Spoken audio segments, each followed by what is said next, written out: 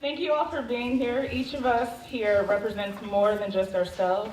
We're here representing the theaters and communities that we serve.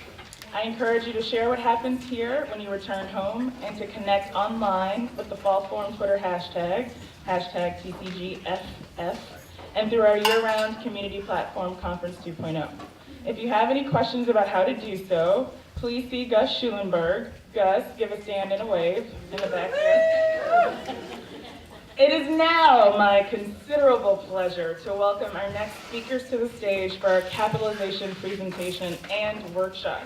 Everyone on this team has been a wonderful partner in developing the curriculum for this Fall Forum's focus on capitalization. Janet Brown, the president and CEO of Grantmakers in the Arts, will set our stage and provide some context for how the Getting Beyond Break-Even research study came to be. Then Susan Nelson, principal at Technical Development Corporation, and Rebecca Thomas, vice president of strategy and innovation at Nonprofit Finance Fund, will share their presentation based on the research. Please join me in welcoming Janet to the stage.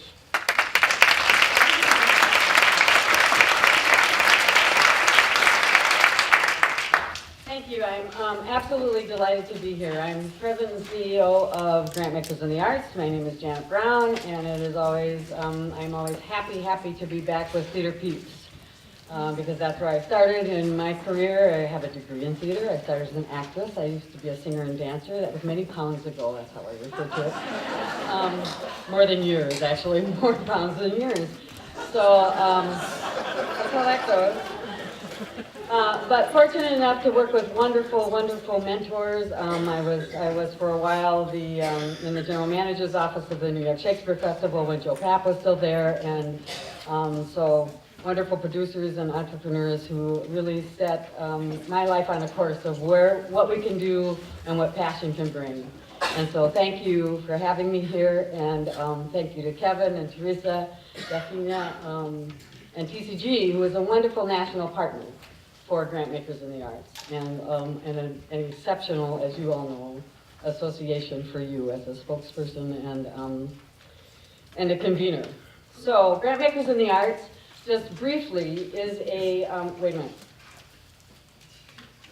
Okay, so I promised I wouldn't be too long in this conversation, so I'm saying my timer. Okay, so, because the real meat of this whole thing is about Susan and Rebecca.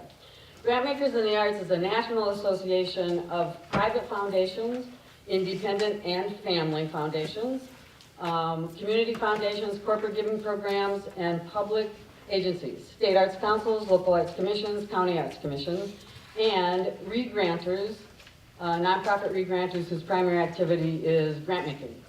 So our offices are in Seattle. We're about a 30-year-old organization, and I took the helm about 5 years ago.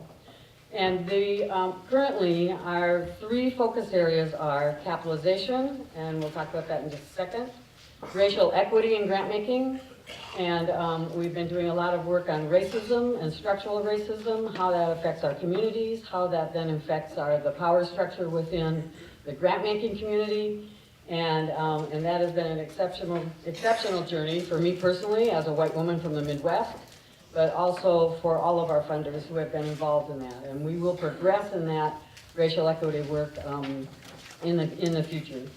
And then our third real focus is public policy and federal policy in arts education.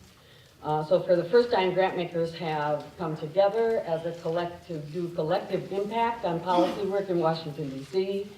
We have hired a lobbyist firm, so we're trying to use some of the clout that we think we have as funders and not beneficiaries of policy, but rather as in co-investors with government to make our schools to make arts education more prolific in all of our schools. And again, that becomes, the more you look at those statistics, a real equity issue. So those are the three focuses that we're doing. It's not all we're doing, as you know from your own organizations, that if you know one funder, you know one funder. So that's the headache of my job. But it's fun, and it's a great group of people. And I also want you to know, I say this everywhere I go, that those folks who work program officers and executive directors and program staff of funding agencies are dedicated, passionate, almost always come from an arts field and are artists themselves. They are also understaffed and overworked about as much as the nonprofit field. This was a big eye-opener to me. It's like, could you have a few more people on your staff to do all of this work you're trying to do? But that's the way they operate also. And so I am always in awe of the fact that they fight day and night in their positions within their own institutions to try and get as much assets as they can so they can turn it over to you. So, so it's really continues to be a challenging work, but very exciting work. So capitalization began really for us in 2010 after the recession, when we realized that there were organizations that honestly had millions of dollars, some of them, millions of dollars in endowments and not enough cash in the bank to pay their staff and keep their lights on. So this seemed to be a time where funders needed to come together to figure out what the problem was and if it was a structural problem or a cultural problem in terms of how funding has happened in the past, what we could do about it. We brought 37 national and regional funders together. They met twice over 6 days or 8 days, and in between that time, a lot of phone calls, working with TDC out of Boston and Liz Curtis, who put together our national capitalization project. Those recommendations for funders are on our website. I encourage you to go look at it, along with a literature review of the work that's been done in the last 20 years, 30 years. You know, this is, what we're talking about today is really an ongoing, a next step. It's not even a next step. It's a continuation of what, for any of you who are as old as me, the National Arts Strategies, or not, in the National Arts Stabilization Projects that happened in the 80s, right? And somehow or another, in the 90s and the 2000s, early 2000s, we sort of forgot about that because guess what? We all had a lot of money. There was money, there was money. And then there wasn't money. And then we realized, oh my gosh, we weren't really protecting ourselves against the fact that there might not be money. So, so funders have come together. We've made these recommendations as an association to our members that if they were to do these simple things, that it would be helpful to you. We recognize that we're in a culture that funders have for a long time believed that breaking even was good. Oh, it's time for me to be done. So of course I'm not finished yet, but so what we're trying to do is, and I think the mood that we're trying to set here across, we've created this workshop, and you're going to see a teeny snippet of this workshop for funders. We've done it in 14 cities. When we go into those cities, we also do an analysis based on 990s of where organizations are, where they are in terms of cash, operating reserves, endowments, restricted, unrestricted monies, and funders have an opportunity to talk about how they can change their behaviors in order to support what you're doing.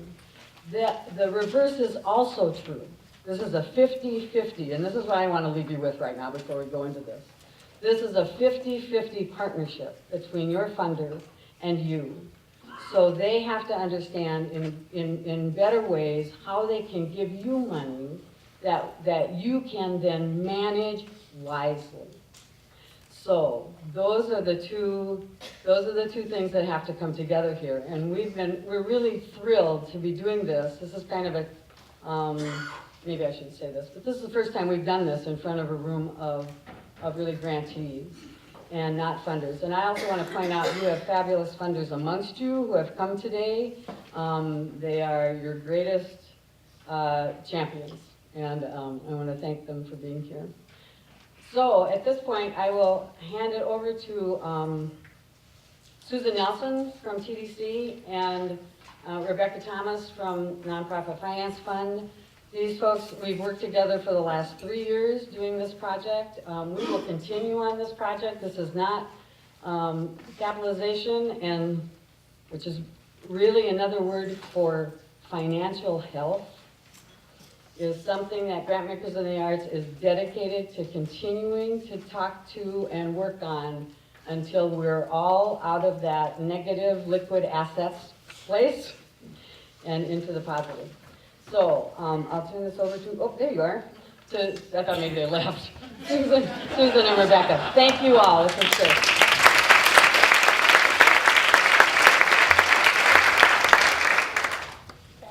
Thanks, Janet.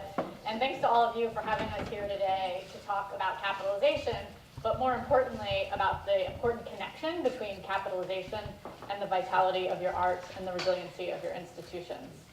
I want to say just a special thanks to our colleagues at TCG for inviting us here, not just to present on capitalization, but also to have what we hope is going to be a really candid and open dialogue this afternoon about some of the things that your theaters are actually doing to address this situation. Susan and I have had the opportunity to speak in the past at some of your national conferences. We've also worked with a number of organizations that are here in this room today. It's nice to see some familiar faces here. And so we recognize that there are people here that are at very different places in terms of your understanding and your appreciation for this topic. Some of you have been implementing capitalization strategies for many years to great success. For others of you, this may be relatively new. Some of you may be even asking yourself, is this relevant to me and to my organization? We promise you it is, and in an effort to not leave anyone behind, we're going to start with the basics. What is capitalization? Why does it matter? What does it look like? And then we're very quickly going to advance the conversation beyond where we've taken it before. And so we'll talk about what kinds of capital do your organizations need specifically to address your distinct needs. What is the connection between risk-taking and financial health? And how can you talk to your funders more effectively about your capital needs? So that's our agenda. We're here today, I want to state very clearly that we're not here today because we want to advocate for financial sustainability for its own sake. I don't even think the term sustainability is a particularly helpful one. It's an elusive concept. We're here because we have a shared interest in the health and the vibrancy of your organizations and the sector overall.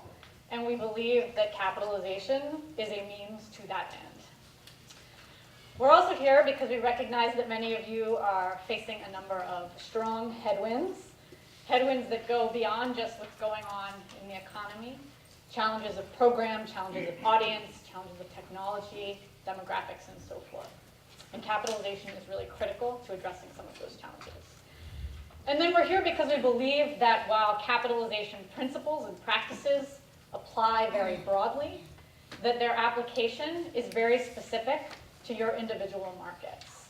Your funders and your audience members are distinct. They have different priorities, different needs, different interests, different means, and so no one solution is going to broadly apply.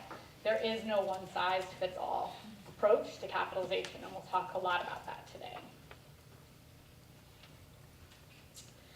So, as you all know and are quite familiar with, theaters are facing a number of challenges.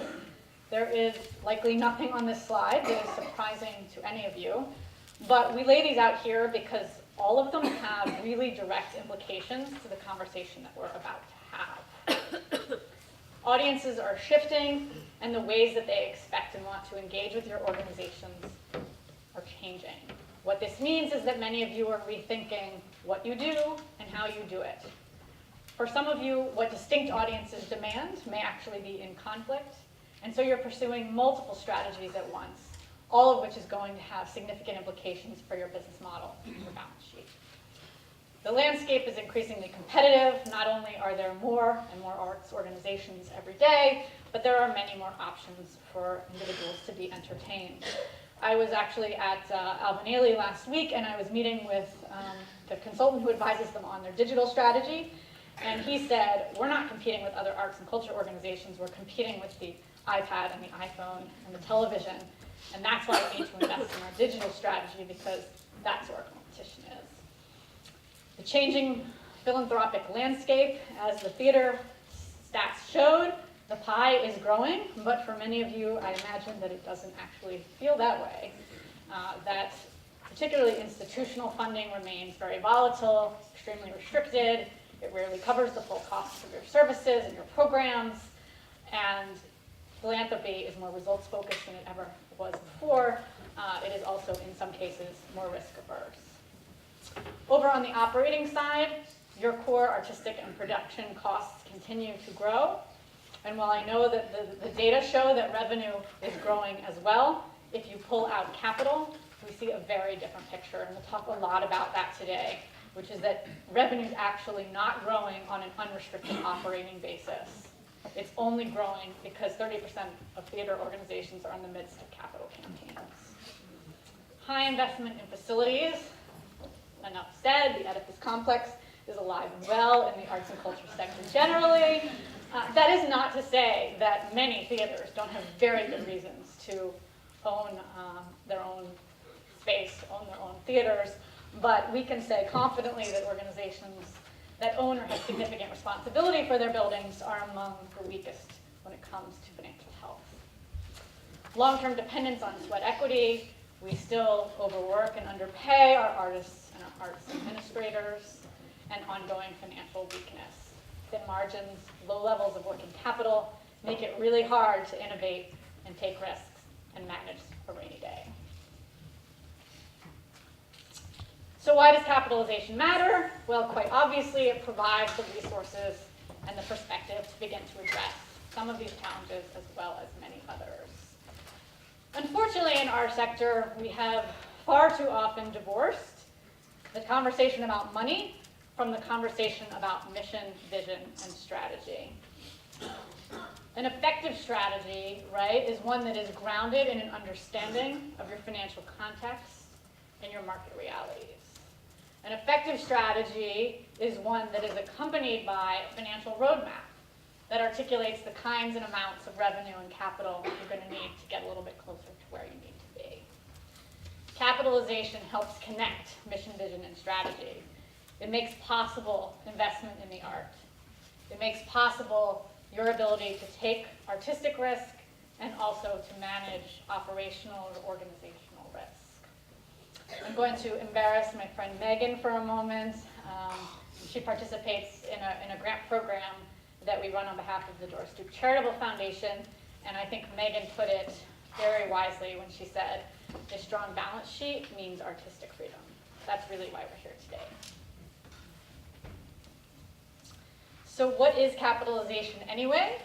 It's a big word, a mouthful of a term, but a pretty straightforward concept. It's really about having enough of the right kinds of resources, financial resources, to support your mission. Now, historically, particularly in the arts and culture sector, we've equated capitalization with acquiring facilities and building permanently restricted endowments. Those are certainly important elements of capitalization for some theaters. But today, we're really going to be talking about cash. Cash to innovate, cash to take risk, cash to adapt your operations, cash to manage the unexpected. Capitalization requires a long-term view, and this is actually really important for a lot of what we're going to talk about today. It does not happen overnight. There is no arrival point. You don't declare victory and go home. I wish it were that easy. It's really about understanding where you are today, understanding what phase you're in. We're going to talk about that, and taking steps progressively over time to get a little bit closer to where you need to be for the long term. Capitalization is found on the balance sheet, right? It's revealed in the composition of your assets, net assets, and liabilities. And it's influenced by your business model. There is a really explicit and direct relationship between the business model and your balance sheet. We can't really have one conversation without the other. So I just want to provide a real quick definition for what we mean when we talk about business model. There's a number of different ways that business model gets defined. But for today's purposes, we're going to define business model as how your organizations make and spend your money in the service of your mission. So while the business model is going to show up on your P&L, on your income statement, it's influenced by many, many factors. Your artistic mission, your vision, and your strategy. Your local market. Susan's going to spend a fair amount of time talking about market in a few minutes. What we're really talking about is not just the willingness, but the intent of your donors and your audiences to support what you do. It's influenced by your time horizon. So are you an organization that has a very finite period of time that it expects to exist, perhaps to fulfill the mission of one artistic leader? Or is your organization, do you see yourself as existing in perpetuity to fill a much longer term community need? It's influenced by your life cycle. So are you an organization that's in the early stages of its development? Are you going through a period of growth or change? Or perhaps you've reached maturity, although I think we're calling into question today even many organizations that once considered themselves to be stable and mature anchors in their community. And it's influenced by business drivers. And really what we mean there is those forces that propel your revenue and your expenses. So the number of audiences and donors, the composition of your audience base and your donor base, the resources that you need internally to deliver your mission, your artists, your administrators, your fixed costs, and your facilities. All of those things influence and shape your business every day and every year. And then, quite obviously, business model is comprised of revenue composition, but we would argue actually that more important than whether your money is earned or contributed is how predictable and reliable it is. So is there a track record of occurrence? Which revenue is at risk? Do you have a robust pipeline that gives you some sense of assurance that you can replace those revenue streams that just normally ebb and flow with your business? Your expense composition, and very importantly, your surplus size and reliability. And today we're going to actually drive home a few points multiple times. And one of them is that an effective business model is one that contributes to reliable surpluses and savings. And that's because of this direct relationship between the income statement and the balance sheet. When an organization runs surpluses, it builds its assets, increases its net assets, and diminishes its liabilities.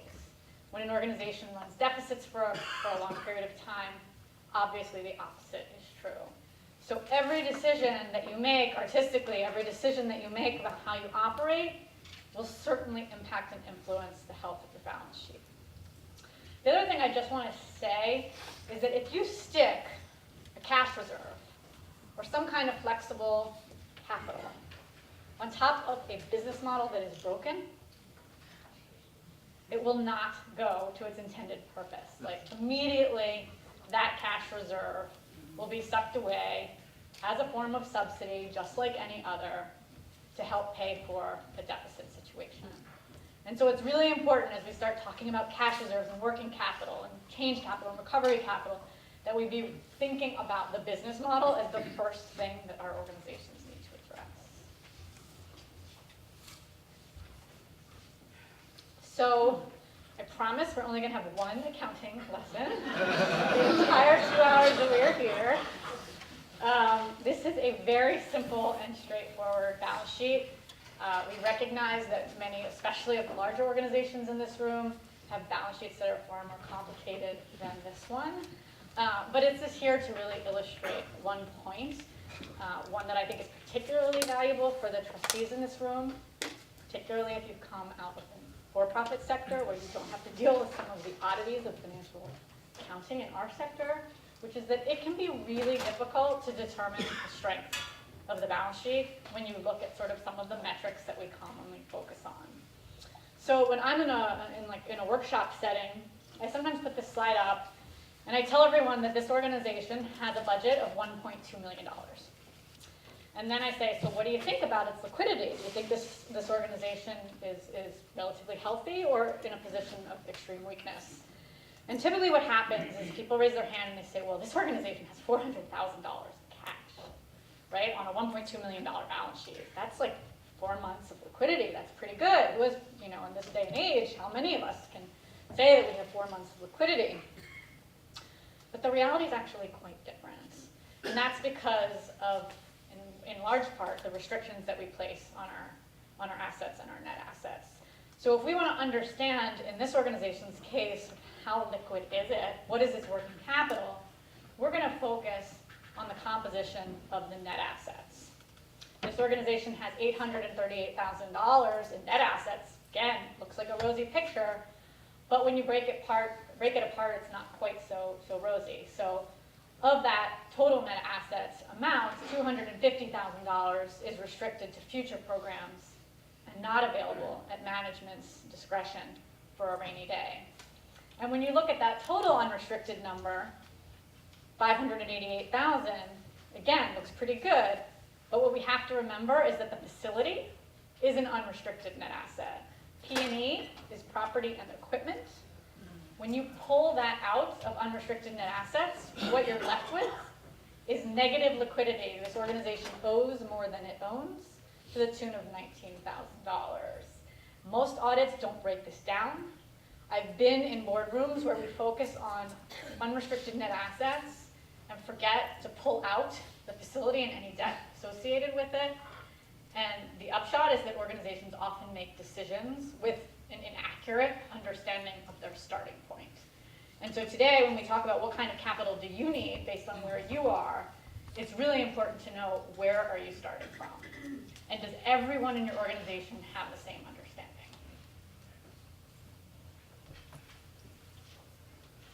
Okay, so once you know where you're starting from, the next question we would ask is, so how do you think about your needs for liquidity, adaptability, and durability? And this is just a useful framework that we use to begin a conversation about capitalization. So let me go through it. Liquidity is really about whether your organization has enough cash on hand to manage the day-to-day, to address the normal cyclicality and seasonality of your business model, the normal bumps. Adaptability is about having access to flexible funds, at least periodically, to take some of those outsized artistic risks, or to adjust your operations for a very different future, to change your business model. And durability is about having access to funds for a range of long-term needs. Now, typically in our sector, we equate durability with facilities and endowments. That's how we typically reveal durability. But there's a myth in this sector, which I alluded to earlier, which is that durability equates with sustainability. And nothing could be further from the truth. The reality is that most organizations that are so-called durable actually lack the liquidity that they need to manage the day-to-day. And so you're going to hear Susan and I talk a lot today about the hierarchy of need. All theaters need liquidity first. Every single one of you needs liquidity first.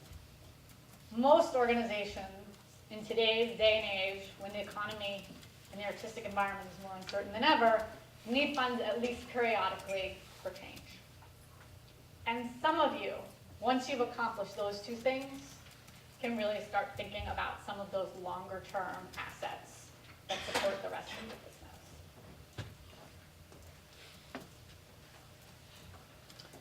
Now, if we're ever going to achieve liquidity and adaptability, we would argue that we need to get a whole lot clearer in this sector about the differences between revenue and capital. And we alluded to this earlier when Susan spoke about the theater tax.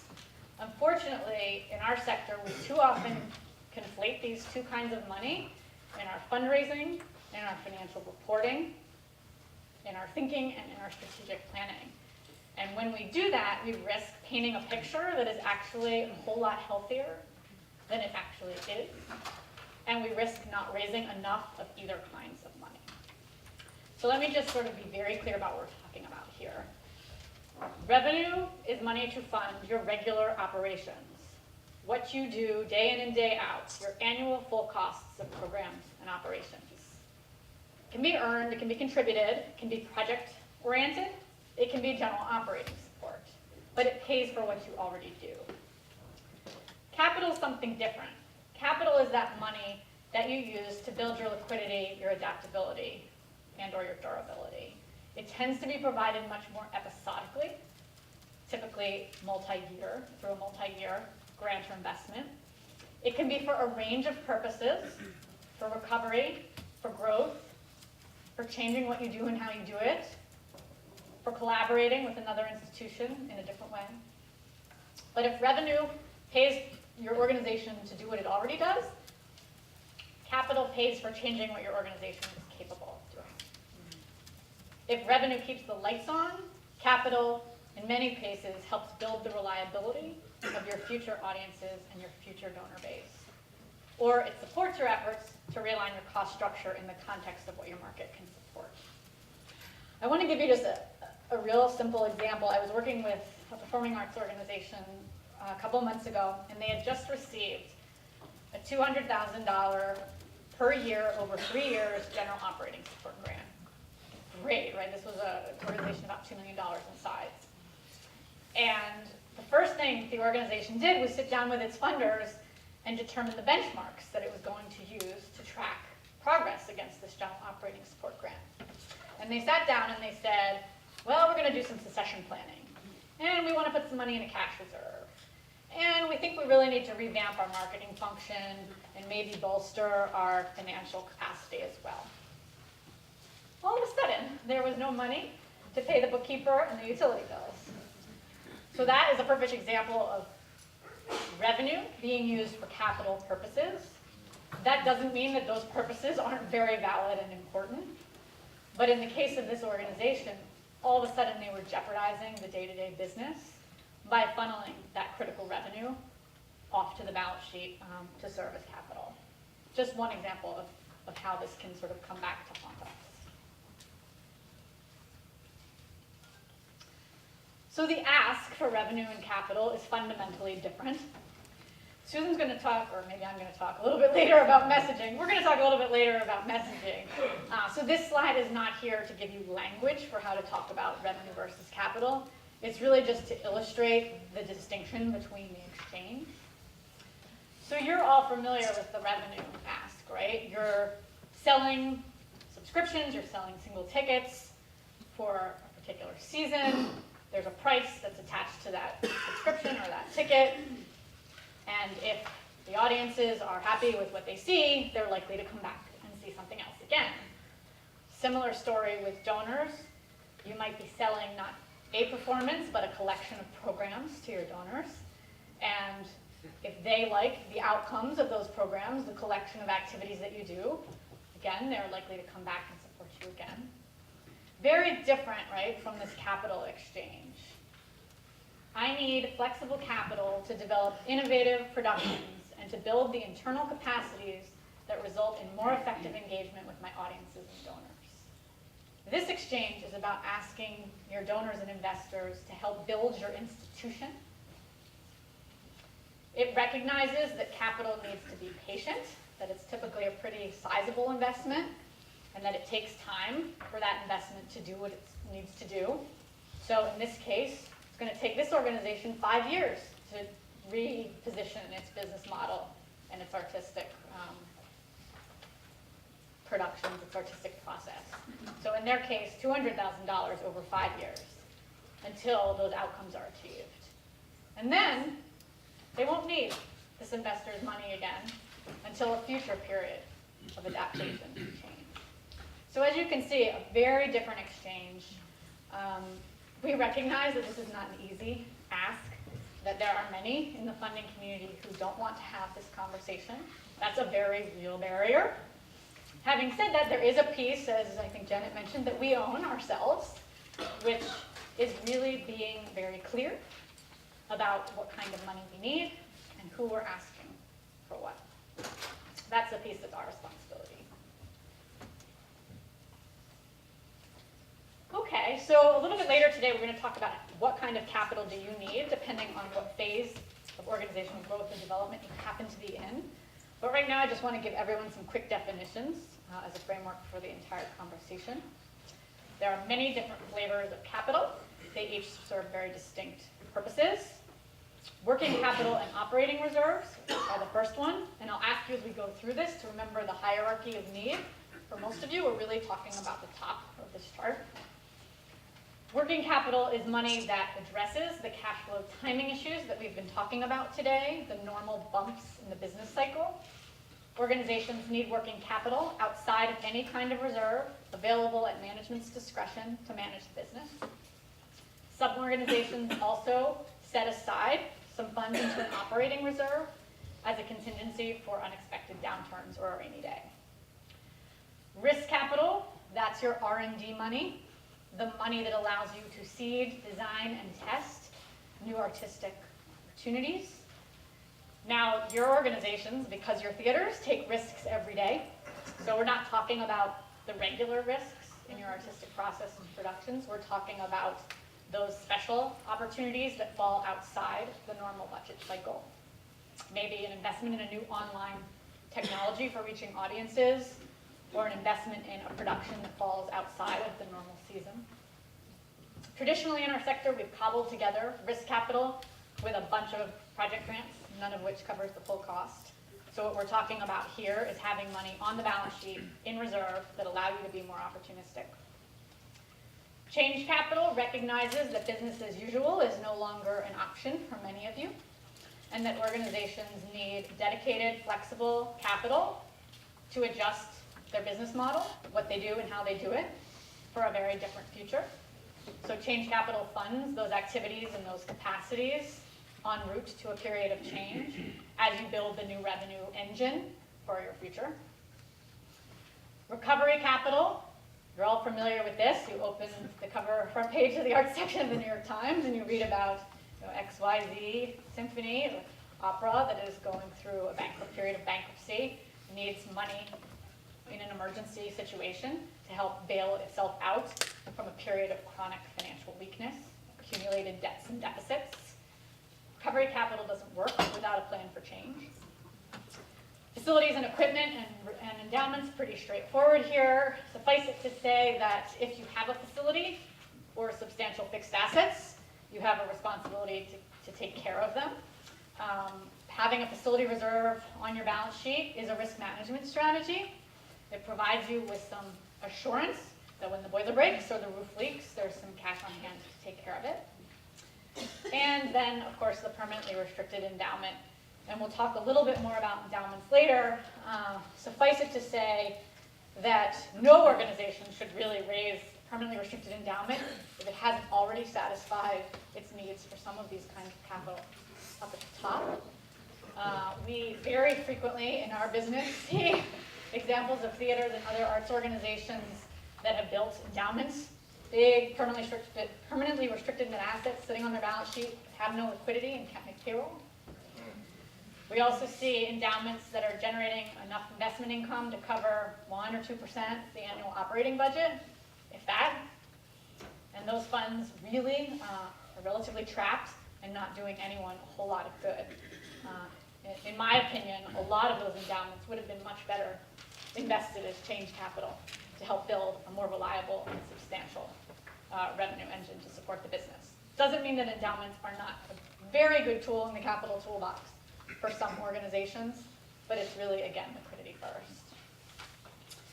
And so before I pass it over to Susan to share with you some of the research that we've done about the health of the theater sector and the arts and culture sector more generally, I just want to summarize what effective capitalization looks like.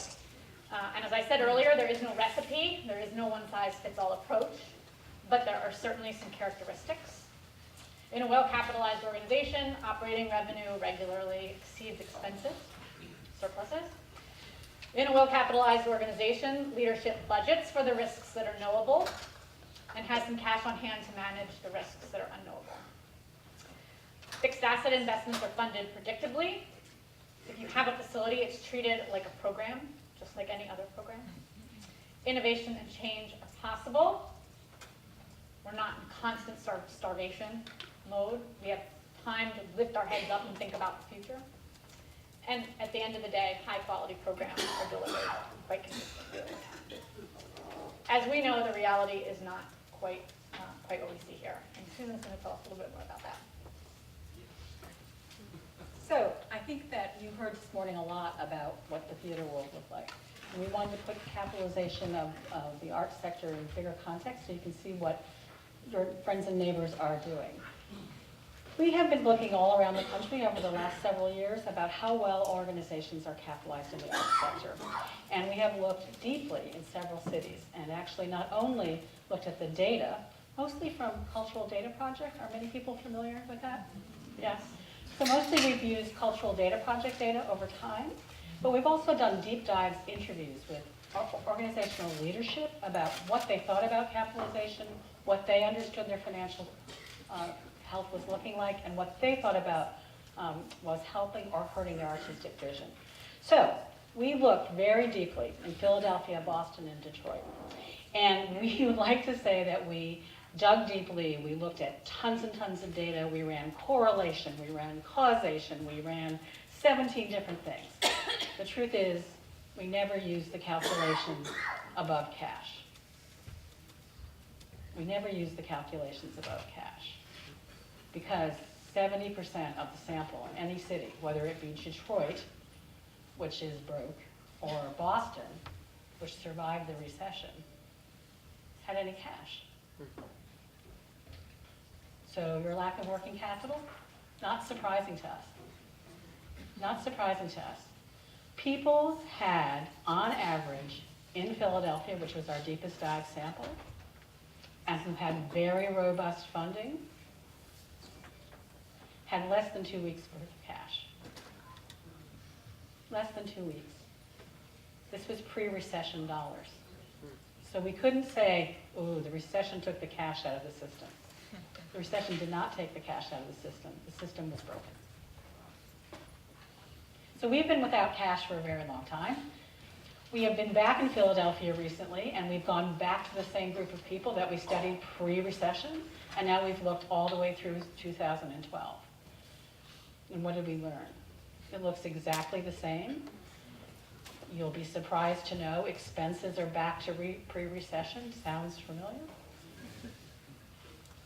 Revenues did not keep pace with inflation, and money was invested in facilities.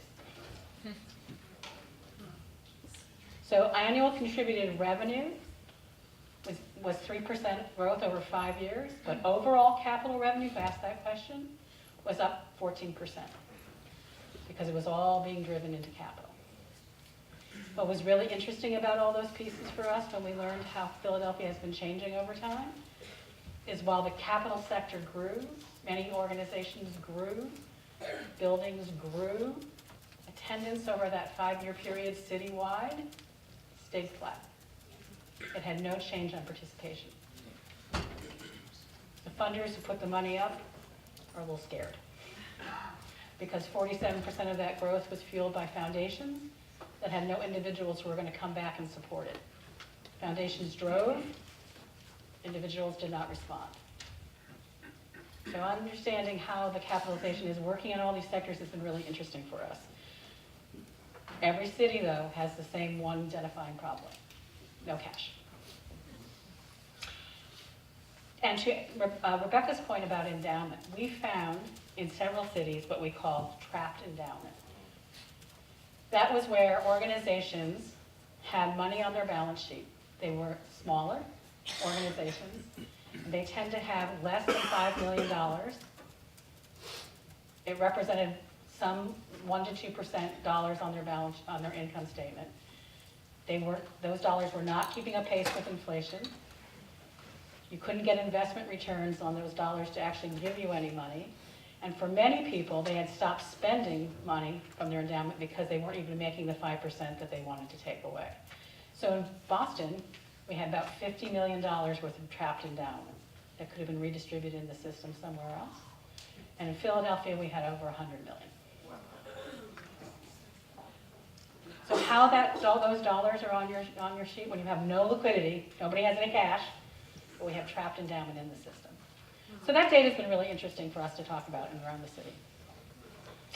So one of the big things we did in Philadelphia is one of the questions the funders who gave the money for the original study asked us is, why is this happening? Why are people poorly capitalized? And of course, the opening bid was, it's got to be you. You all don't know you're not capitalized.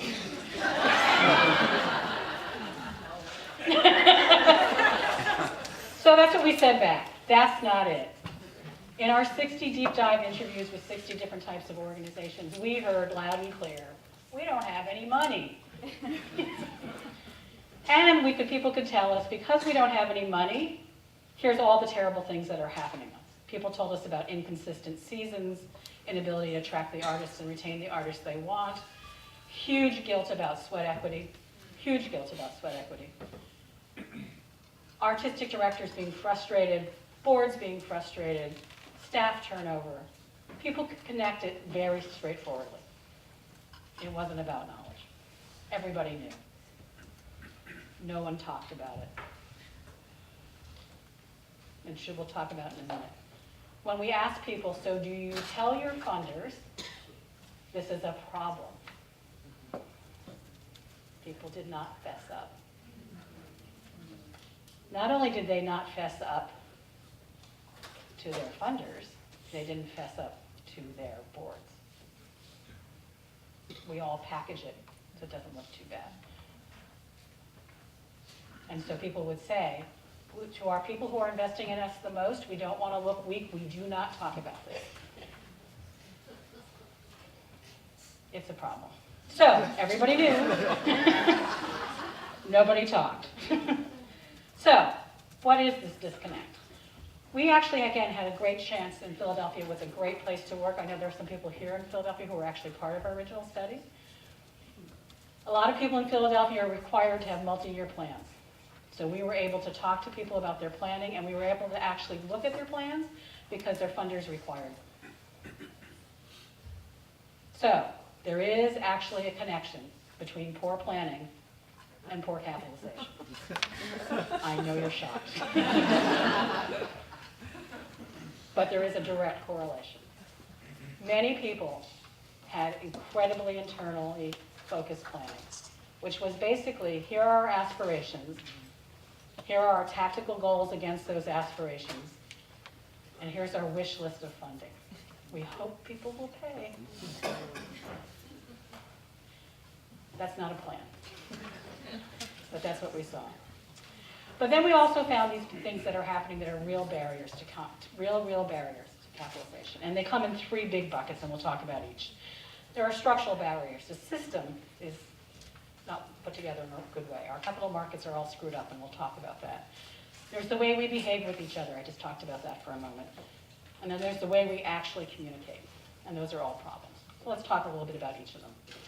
So, I told you what a good plan wasn't. Here's a perfect consultant slide.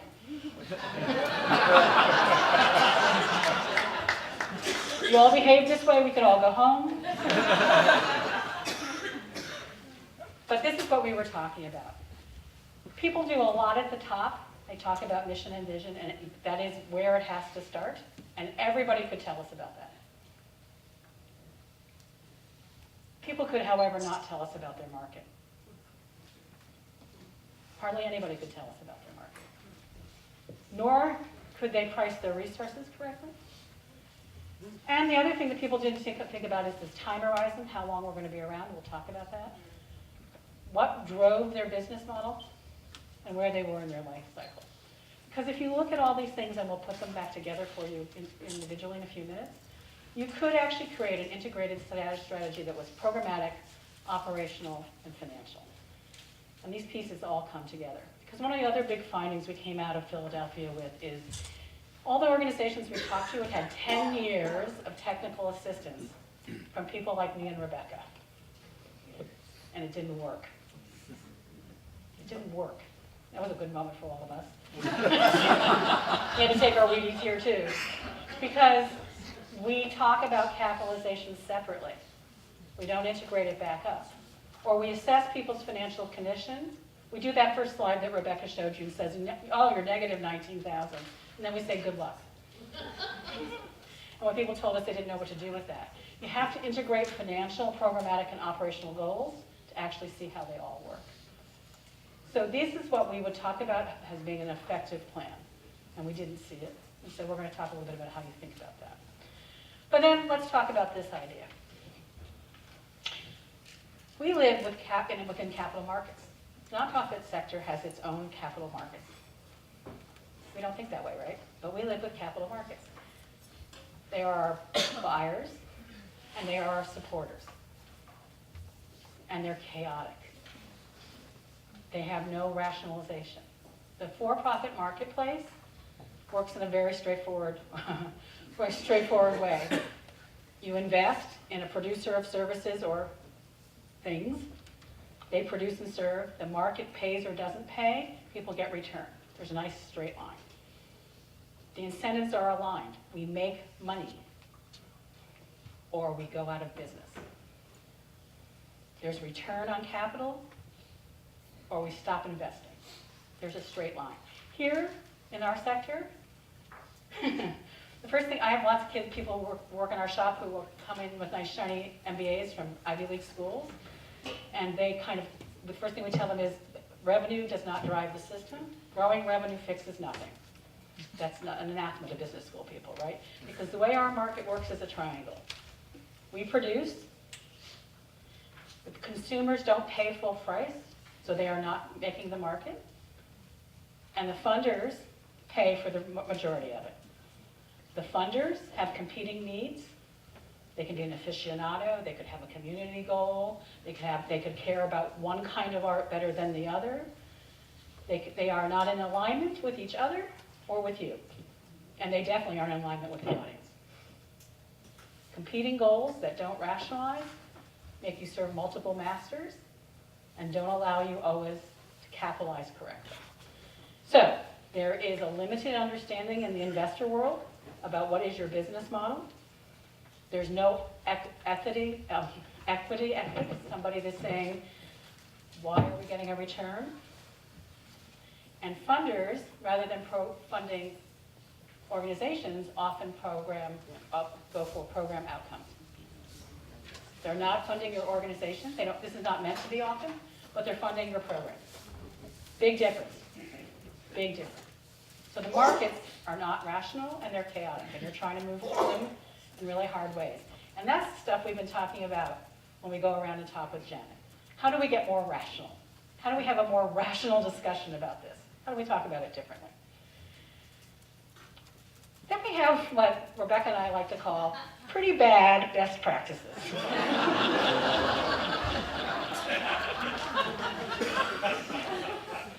So here's something that we all know we hate. You post a surplus, you don't get funding the next year. Yeah? Yes. Yeah. Okay, so when we tell funders that, they go, who does that? Right? But we know that's wrong. You have to talk about it. Projects rarely get full costs. Not only are they outcome-based, but you go in with a $100,000 project, you get $75,000. And I know right now we all want to say bad funders. I say bad you. Bad you, because you do the $100,000 project. Saddest moment I ever had at GIA conference was I had a funder tell us about a relationship she'd had for a long, long time, where she went to them and said, I want to do something amazingly special for you. This has been so great for us and for the community. We want to invest in you. It was, in fact, a theater group. And come back with what your best project is. So they came back and they delivered a project. It was $2 million. She only had $1 million. Rather than saying, I only have $1 million, she said, it can't possibly cost that much. They didn't communicate correctly, right? They went away, rejiggered, delivered $1 million budget, delivered the $2 million project.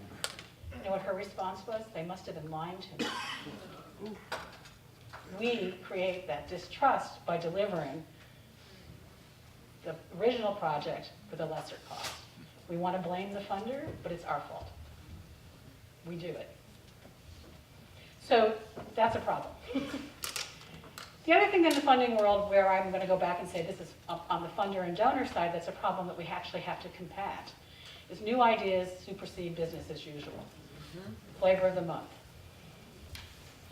This year we're all investing in X. Whether or not this is what an organization needs or wants to do. And that's a problem. And then the other thing we're terrible at in this sector, which is amazing to me that we're terrible at it, but we are terrible at it, is we don't understand that risk equals failure. So we never talk about the failure. And so funders and donors can't feel good when you say we learned something but we failed. So every project we do, is a success, and we never learn. How many of you have been part of 3-year something initiatives where you all go back and say, it was great? I can't tell you how many conference reports I've listened to and said, this wasn't great. This was okay. But we have to tell everybody it was great. So we don't do this well. We don't think about that well. But we also don't communicate well. As I said in the original piece about our Philadelphia work, we don't go back and talk to our own organizations well. We don't create transparent conversations. We don't say, did we manage the money the way we said? Here is our true financial performance. And our business model right now is broken and we need to fix it. We don't actually have these conversations with our closest and dearest supporters. And we need to think about that and why that's happening, because we can't fix the problem of no working capital in the system if we don't have a completely set of honest conversations with the people who can provide it. If they don't know, I mean, I worked with one of the major orchestras in the country as they went through bankruptcy. People were shocked. If you'd actually been watching their balance sheet and their P&L, you should not have been shocked. But we don't talk about those things because and it stops us. So these are really big issues.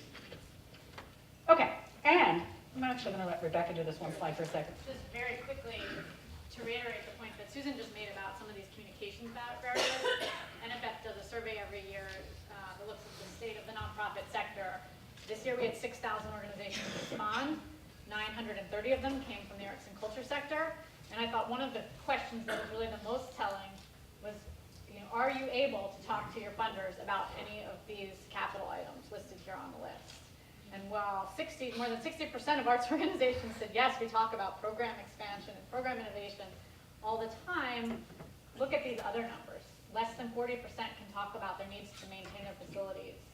A quarter can talk about working capital. A little bit better on the financial reserve side. 40% can talk about cash reserves. But only 20% can talk about cash flow. And 13% of organizations say they can't talk about any of this to their funders. Very telling, and I think the question that comes to my mind is sort of what's getting in the way, right? And as Susan said, a big part of it is that grant makers and donors aren't equipped to start this conversation with you or don't want to necessarily have this conversation with you because it's not where their priorities lie. But a big question we have to ask ourselves is, are we prioritizing program expansion, program innovation, program growth, even at the expense of ensuring that we can sustain that work over the long term by filling in some of these gaps over the shorter term. So it's just, I think, a nice illustration that reiterates some of the points you've been making. Okay, say you buy what Rebecca and I are selling. How would you do this? How would you think differently? What would happen? Well, we're going to start with creating an integrated plan. That consultant's life. What does that really mean? So the temptation that we all have when we talk about capitalization is, that list of types of capital that Rebecca put up: working capital, operating reserves, facilities reserves, endowment. What everybody wants to know is how many months of what now and how. And can we just know it's 3 months of this, 6 months of that, and we can satisfy our itch by getting those numbers? No. Neither Rebecca or I believe that anybody can tell you the industry standard.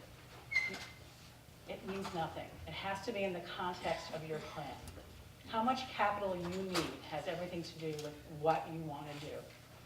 So when you start your capitalization plan, it's part of your integrated strategy. You start right here. Mission and vision. What do I want to do? Who do I want to do it for? What do I want as an outcome? And you have to be in agreement.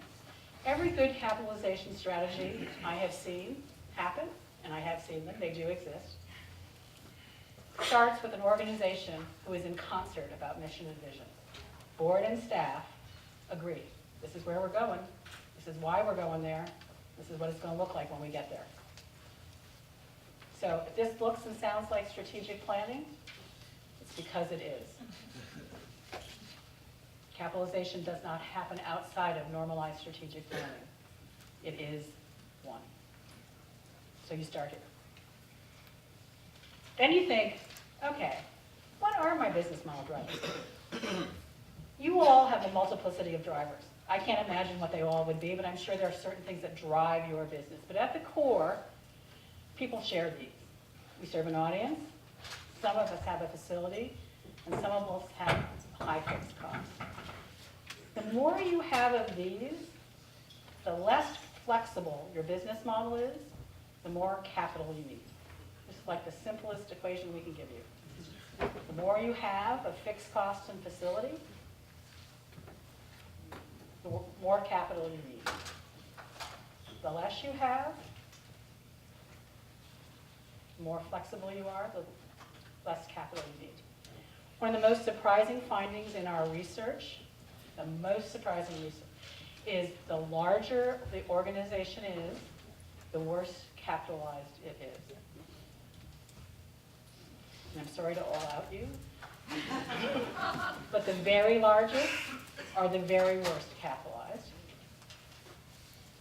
Why is that?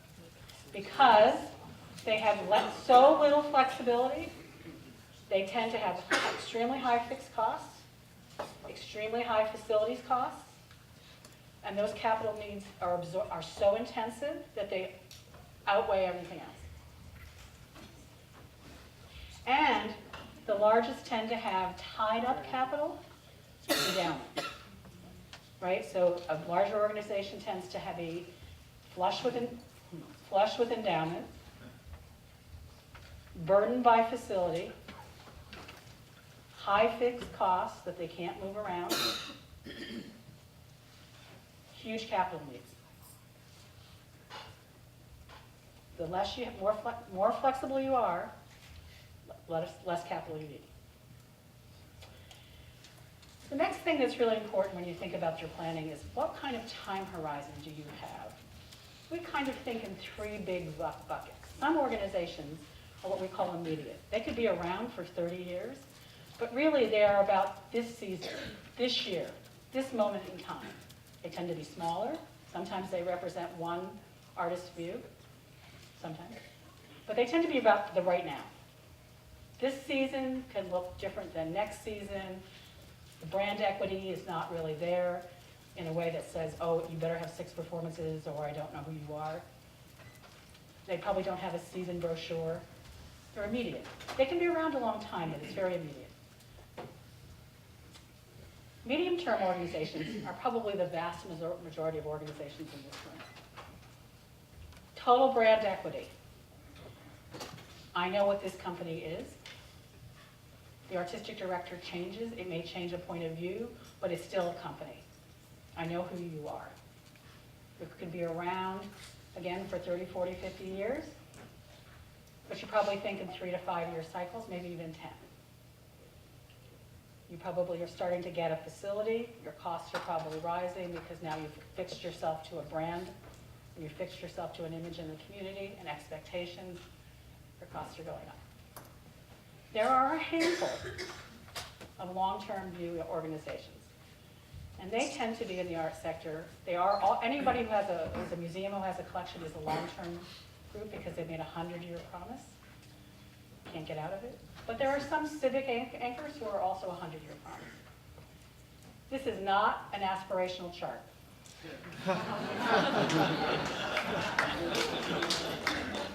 This is finding who you are and sticking in your lane. Here, again, the flexibility on the left-hand side, real. It's dangerous to live in here. It's not fun. But you can live to fight another day and be fine. Here, you're right in the middle. Here at the end is where you start to need really intense capital. And this is where we're going to talk about endowment in a slightly different way. So, when you're a long-term view institution, taking 100-year money, permanently restricted endowment, which is a 100-year promise, I am never going to spend the principal.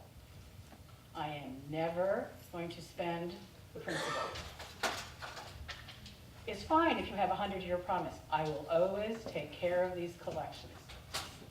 I will always be in this community.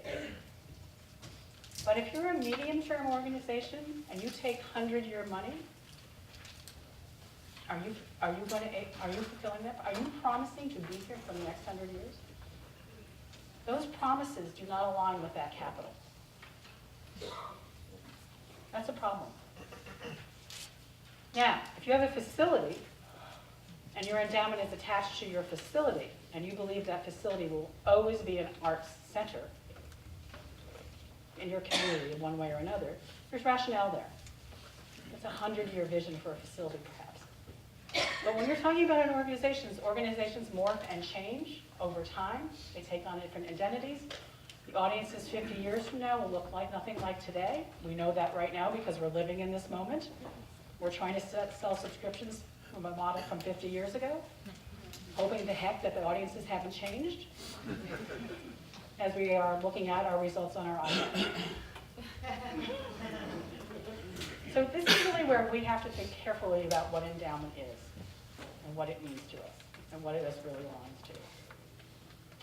Okay, so that's the next piece we think about. So remember I told you that one of the things we didn't see in our tests around good plans and capitalization was understanding of the market.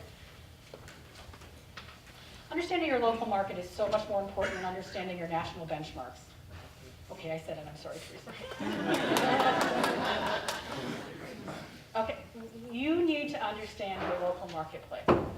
What is happening there is unbelievably important. In our new Philadelphia work that we're going to release, so the people here from Philadelphia are going to hear it before it goes public in the next month. Philadelphia arts sector has grown its $5 to $20 million arts organizations from 14 to 23 over 5 years. The size of the $5 to $20 million market is now as large as a 20 million plus market. Do you understand what that means for competition? The donor base didn't change. The donor base did not change. There's no influx of rich people that we didn't know about before. In fact, some of them left. And it was all fueled by foundation growth, which is a problem for Philadelphia, but that means that what you can do in Philadelphia is not anything to do with what you can do in LA, where the competition is much less on a per capita basis, has not had the same spurt of growth, and doesn't have the same demand on its donor market. Those things are so different that understanding what you can do around contributed revenue has everything to do with your local marketplace. The same is true as how you can sell tickets. You're not selling tickets against a benchmark of what somebody can sell in Chicago. You're selling it about who can sell tickets down the street. One of the other things we learned in Philadelphia is there's an organization that keeps $20 tickets as a mission-based piece. It's affected pricing for everybody. Well, right? If I'm holding to $20, there's a whole bunch of people who are standing around me who can't raise prices. So it doesn't matter if people in Chicago are raising prices, because in Philadelphia I cannot raise prices. Local competition. We benchmark incorrectly. Market research is not benchmarks. Market research is your own current market. Who's your competition? What does the funding world look like? Who's standing in your way? Who's competing with you? Who's collaborating with you? Understanding those dynamics are critical. And that can only be answered with local market research. And so when a plan says we looked at national benchmarks, we immediately know that's not an effective plan. You have to understand local market realities. Because those will tell you if the money is there to do the mission. This is the most important part of creating a capital agenda. You have to understand if it's possible to do what you want to do. When you set out the mission and vision, you figure out your drivers, you figure out how long you're going to be around. You go test the market and see if you can do it. One of the most important lessons my dad ever taught me was when I pray, sometimes God says no. the market says think again. And this is where you have to iterate your plan. And it's really critically important. And it works on the resource side too. You have to understand pricing in your local market. But here's where it gets a little complicated and where it does matter what's happening nationally. Talent sometimes is priced nationally, right? And that's hard because your market reality might not actually accommodate that. And so you have to think about that. And while artists are really generous and kind sometimes about adjusting price, there still is a price that's being set at a national level. And you have to understand what that means. Okay, so if you did all those things, you'd come back and you'd have this. And it would actually be market tested. You would have set out your mission and vision, you would have iterated against your market and resources, and you would have come up with this integrated strategy that looked at all your capitalization needs. And then you would be ready to say, how much capital do I need in what kind of buckets? And you can start to size it. And so that's what Rebecca's going to tell you about. I get to talk about the money again. Okay. So in this next piece, once the integrated strategy is in place, there's probably 3 questions that everyone wants to answer, right? The first one is how much capital do I need? How much is enough? What's the right size? The second one is where is the money going to come from, right? What was my third question? And what stage am I in, right? So what's the, where do I start? Like, do I start with change capital? Do I start with working capital? Do I start with an endowment?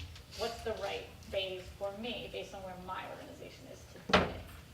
Okay, so we're gonna start first with how much is enough. And as Susan said, we never start with a benchmark. We would never say that all arts organizations should have 3 months of working capital. Some organizations should have 3 months of working capital. Some need a whole lot more. And there are many small arts organizations that can get by with far less. So when we look at working capital, the best way to think about how much is enough is really to look at your rolling 12-month cash flow forecast. How many of you prepare that? Great. And how many of you actually use it to set balance sheets in? Great, a few hands. I'd love to hear more about that this afternoon when we break out. But that's really the best way to think about your working capital needs. When are the months when cash outflows exceed cash inflows?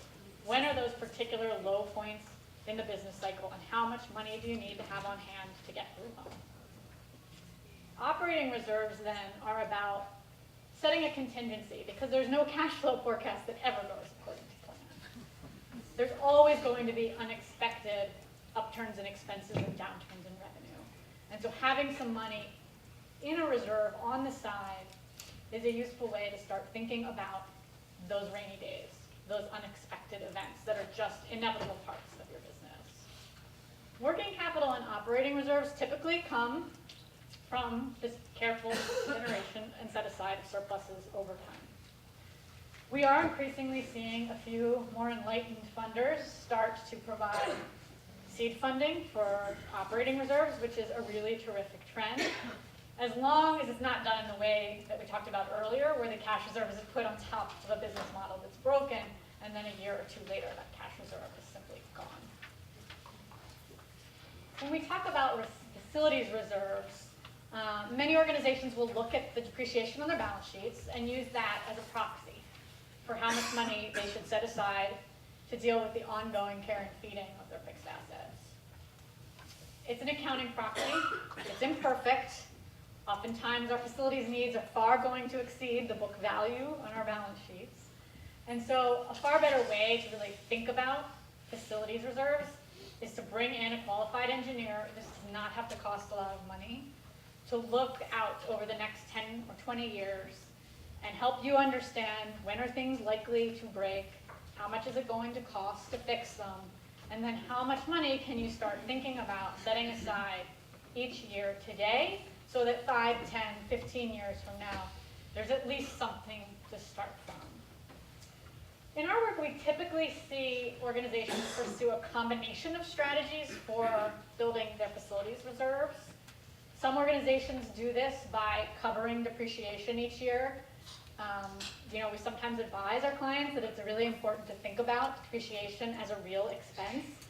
It's not because anyone's going to send you a bill for depreciation, but it's really about sort of instilling this discipline around saving for your facility separately from any other kind of savings. So that can be one way of thinking about getting these kinds of funds started.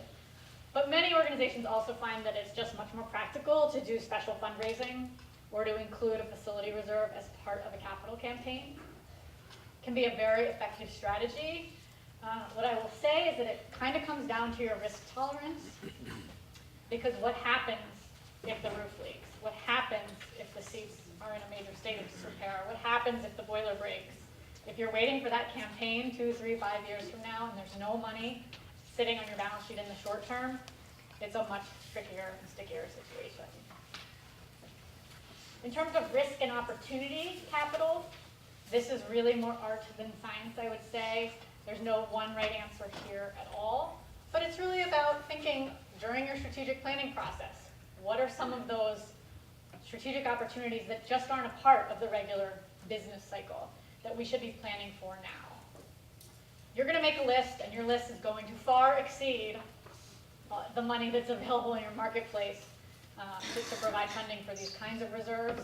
So it really becomes an exercise in prioritization. I just want to give a quick example. I was working with a small theater company in New York that had a risk reserve. That risk reserve happened to be equivalent to 4 months of expenses on their balance sheet. And they actually thought about their risk reserve in a slightly different way, but I thought a really smart way. And I asked them, I said, how do you think about risk-taking within your organization? How do you think about when to spend your risk capital or how much you need in that reserve? And the executive director said, you know what? We actually never plan to spend our risk capital reserve. At the beginning of each year, we think about some of those outsized special opportunities, and we seek to cover them with earned and contributed revenue. That's our goal. However, having this reserve on our books has given us an enormous amount of confidence to do things that we never would have done before. So in this case, they used it to seed an investment in building an online video blog that they're using to engage audiences in a very different way. The money actually did come in to pay for that, but they wouldn't have ever even started down that path if they didn't have the risk capital on hand. They also started to produce works concurrently rather than sequentially, as they'd always done in the past. Again, in that situation, they never ended up drawing down their risk reserve. They did borrow from it, and they did replenish it when a year later the revenue came in from those productions. It's a different strategy, but I thought was a really interesting strategy about how one small arts organization in New York City is thinking about risk. And then endowments, the question to be asking yourselves, and we've talked about this a little bit already, what percent of our annual operating expenses should the returns on our investments cover? Or said differently, how big does the endowment need to be to generate enough of a return to make a meaningful dent as a source of subsidy in your business model? So a $10 million endowment with a 5% draw is throwing off, what, $500,000 a year in income to support the operations. For an organization with a $5 million budget, that's pretty good. For an organization that has 2 or 3 times, or 4 times that budget size, that might not be the right size endowment for that particular organization's needs. Risk capital and endowment capital are funded by people who love you. This is typically not money that you raise from a first-time donor. These are people who believe in your artistic mission and vision, who really trust that you will put the money to good use and use it for your long-term artistic and financial success. So those are some of the baseline capital needs. I'm going to talk very briefly about transitional capital needs. Recovery capital, remember that's that can't clean it up, can't function until we clean it up money. And change capital, or money to test a new business strategy. So start implementing change, who believe that you can turn the situation around, and who hope that you won't come back a year or 2 later with the very same request. Change capital sometimes is associated with recovery, but not always. There are many organizations who approach change from a position of strength. But change capital recognizes that as your organization is repositioning what you do and how you do it, you're building new muscles.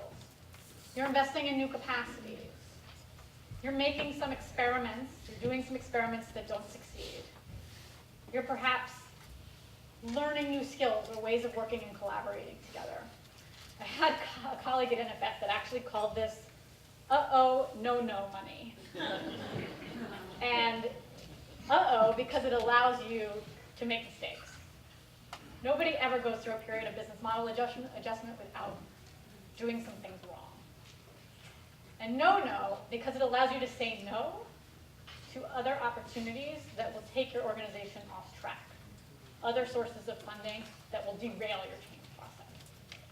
So change capital fully expects that your organization may run deficits for a planned and temporary period of time as the business model is figuring itself out, as you're building the new revenue generating engine for the future, as you're realigning your costs. And you know it's working because those deficits will get progressively smaller over time until the new business model can support itself.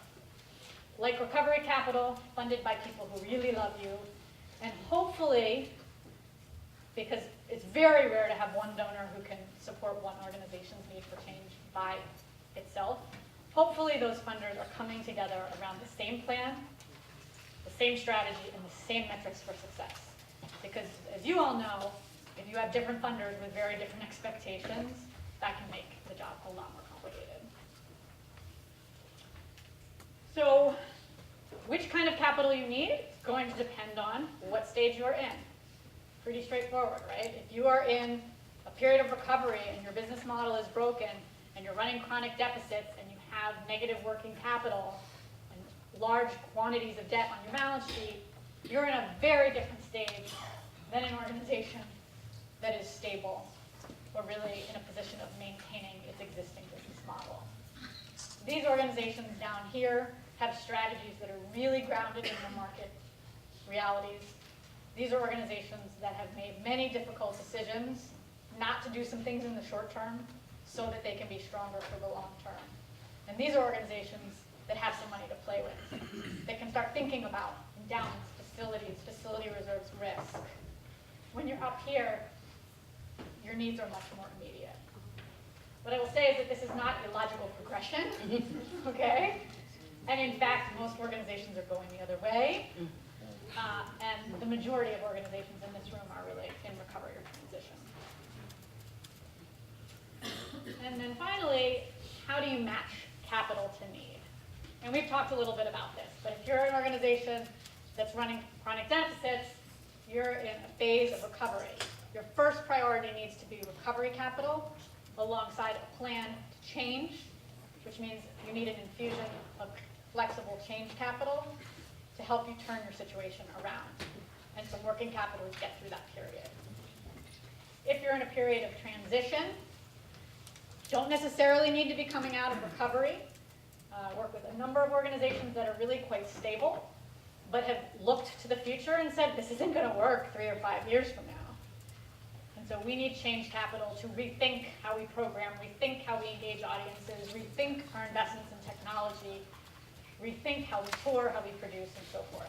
Those organizations, if you're one of them, you need change capital, you need some working capital, and if your organization is going to grow during its period of change, and if you're an organization that already has an endowment, then you also want to be thinking about growing that endowment alongside the overall growth that's taking place in your budget, so that the investment income is keeping up with the rest of the business.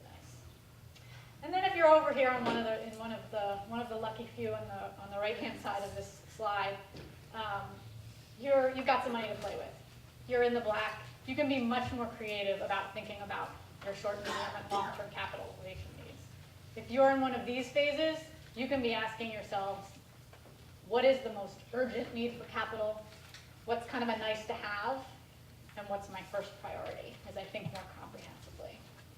So remember, if there's sort of only one takeaway from this latter part of the section today, remember that hierarchy that we started with. Figure out where you are and what kind of capital you need to address your situation.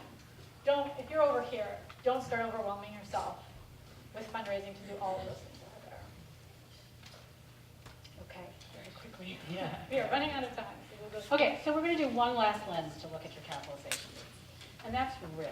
I think the most asked question when we do these seminars is, how do I think about risk capital? How do I get an artistic risk fund? But we want to back up and talk about risk slightly differently. In the very beginning, we said we're going to talk to you about capitalization through the lens of cash. Do you have enough cash? But really, capitalization is about your risk profile. What do you think of as risk, and what is important for risk in your organization? And there are two types of risk: operational risk and strategic risk. Operational risk is your everyday garden variety risk. Is my season risky? If we could all predict taste, we would take on the world. What's happening with our audiences in that year? Is there a shift in funders? Is there something in the economy happening? Are we losing human capital in a way that's operationally impacting us? All those things make us have to have a theory about risk management. How are we managing risk in our everyday operations? That's different than strategic risk, which is about risk taking, which is about trying new things both on the programmatic and organizational level. This seems pretty simple, but I think sometimes we get confused by this idea. Lots of people ask me when we create a capitalization strategy, they say, we do X amount of new work per season, X amount of more classic work per season, and that new work is risky. I'm like, yes, that's your risk profile. That is not artistic risk fund money. That is who you are. You have defined by the very nature of your offerings, year in and out, your risk profile. And you might understand that different audiences and different supporters pay and use those things differently. You understand you baked risk right into that operating budget. That's a good thing. But you have to understand what that means. That's about risk management in your organization. That's a lot different than saying I'm going to try something new, and that's risk taking. And they have different ideas behind them. They're about different behaviors. Again, risk management is about the year-to-year idea about, do you have enough liquidity and enough flexibility in your balance sheet to tie the risk inherent in your profile, operating profile, with the money that you have. Risk-taking is about change through planning, research, and development, and making investments. It's about seeing an opportunity, figuring out if it's the right one, whether it's artistic or operational, and trying it. But you've thought about why you're doing it. It's not just for doing it. These are different ways about thinking about money, and there are different ways that we operate. And these are the positive things. These are things that we want to aspire to. We want to have good understanding of our risk management operationally, and we want to understand when it's right to take a risk. These are really positive ideas. But unfortunately, many of us live here. We are risk averse. And we are risk averse in lots of different ways. For people who are living in that recovery stage, why do we stay there? It's comfortable in our misery. It's the world we know. And so we're stalled, and we have a diminishing in vision, and we haven't actually thought about risk correctly. We haven't talked about risk in our organization, so we're stuck. If we're living in that transition stage, we can't quite, a couple people talked about it, we can't quite make the jump.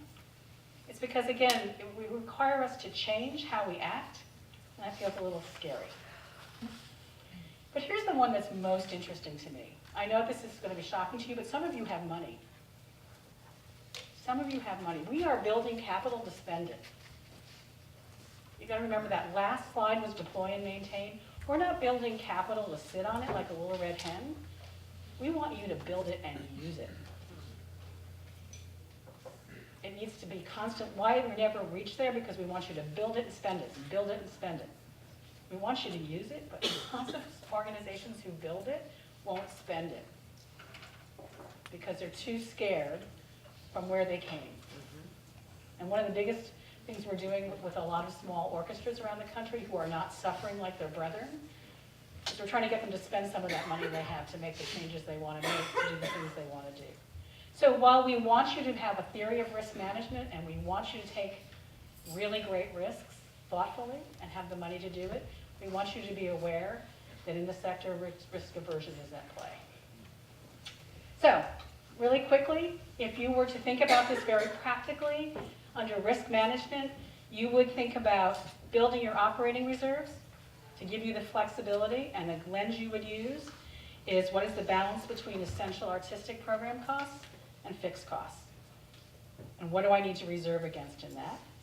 And then, how much for artistic risk is part of our business model, and how does that affect our earned income? Well, some folks we get to talk about Seasons has portfolio.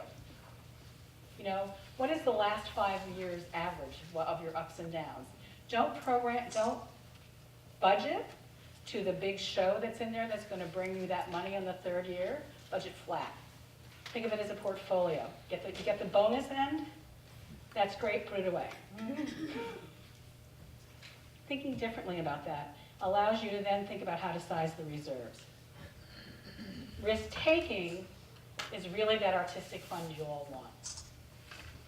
It's really about how do you want to think about the ability to take risks.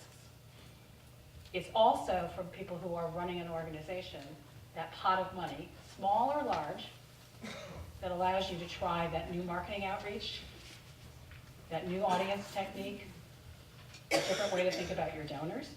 So again, scale of change. Or any significant organizational risk. And as Rebecca said, that number needs to be sized against the fact that we as consultants often work with you to create the perfect plan out of recovery or in through change. And we give you a 5-year budget, and we say you need $200,000 this year, $100,000 next, and $50,000 the year after, and it never works out that way. So you have to have an idea about what the risks are in that change in recovery capital and how much that really works. And then, to kind of get yourself some muscle around these risk avoidance questions, we'd ask you to think about this as you're thinking about your capital structure. If you diagnose yourself as being in recovery, think about, is our business model working against us? Is what we do relevant and fundable in this market? And what kind of funds will stabilize us? In transition, ask yourself, how do we implement changes? And what marketing testing do we need to do? And if you've got some money to spend, let's talk about how we communicate that you're spending it, because spending it sometimes makes people nervous. How do you communicate it? Have you identified the risks associated with spending it? And are your financials allowing you to spend it in a way that makes you look responsible? Because everybody sees you spending money and thinks you're gone crazy. But really, there's a way to responsibly spend. Okay.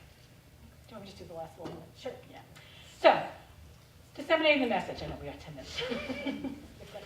There are 4 factors that we always talk about, that when you talk about this to your funders and your supporters, you need to be honest about the capitalization stage, the funds you require, the mechanisms for raising capital, who am I going to talk to.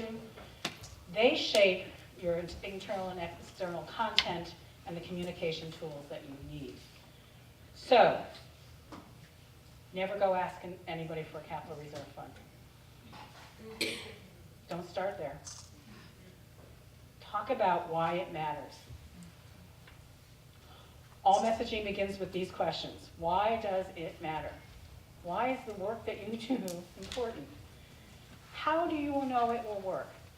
This is amazing, and I know it will work because of this, and that's why I need this kind of money. A pitch that starts with, I need a facilities reserve because my building is broken, is only going to be appealing to a very narrow group of funders. People fund the vision and the passion of what you do. You get them convinced that the money is necessary to do the passion, they'll get the money. It's really important. And then for some funders, understanding the strategy underneath this is equally as important, understanding all the moving pieces. And that allows you to actually say strategy and money. So, that's a simple thing to say, it's a really hard thing to do. But really it is about communicating the work first, and then why the money. Okay, down the budget. Great, so then just to conclude, and we will take a few questions, although we're a little bit short on time. We've thrown a lot at you today. I know some of it can seem overwhelming. We hope that you'll go back and remember, where are you starting from? What is your most pressing need? And what are the one or two ideas or takeaways from today that you can start implementing with your boards, with your artistic leadership, and with your executive leadership and staff in the short term? Here are just some takeaways as you think about moving toward more effective capitalization. First, evaluate your strategy and your business model in the context of your marketplace and your financial reality. Remember what Susan talked about with respect to integrated planning.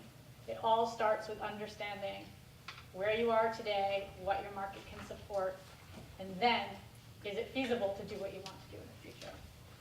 Engage everyone in the process, because if you don't have buy-in among your staff, among your board, and with your funders, it's going to be a lot harder to move from planning to implementation. How much of each kind of capital does your organization need to support its liquidity, durability, and adaptability? Remembering that for each of you, it's going to be very different. Start with liquidity first, know what phase you're in, and move forward from there. Distinguish capital from revenue in everything that you do. Know who is investing in building your institution and who is more interested in buying or contributing to your services. Be very clear about what kind of money you're asking for. And if you can, make sure you segregate it in your financial reporting too, so that the outside world doesn't get confused. Remember, supporters give to mission, not to balance sheets. Lead with the art. Manage costs in the context of your revenue and capital realities. Consider whether doing less in the short term or doing things differently will actually allow you to do more and to do more effectively over the long term. And then, of course, focus on enterprise health as a means to artistic vibrancy. And we'll leave you once again with the quote we started with: strong balance sheets mean artistic freedom. So thank you so much for giving us 9 minutes.